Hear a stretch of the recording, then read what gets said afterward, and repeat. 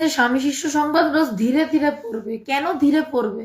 কারণ স্বামী শিষ্য সংবাদে স্বামীজি তার শিষ্যের সাথে আধ্যাত্মিক কথা বলছেন, এবং যেই আধ্যাত্মিক কথাটাকে আমাদের হয়ে উঠতে হবে। শুধু পড়ার জন্য পড়ে গেলাম না। আমি বুদ্ধদেব গুরুর উপন্যাস পড়ে যেতে পারি, সমরেশ বসুর উপন্যাস পড়ে যেতে পারি, সেটাকে আমাকে হতে হচ্ছে না। উপন্যাসটা একটা গল্পের মতন পড়ছি, কিন্তু আধ্যাত্মিক বই কিভাবে পড়তে হবে?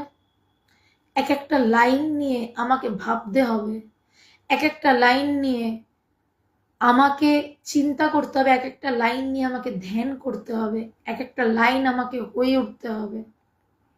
ঠাকুর বলছেন মনুষ্য জীবনের উদ্দেশ্য ঈশ্বর লাভ। এই লাইনটা আমরা সবাই পড়ি, কজন মানি? কজন মানি আমরা যে মনুষ্য জীবনের উদ্দেশ্য ঈশ্বর লাভ? যদি মানতাম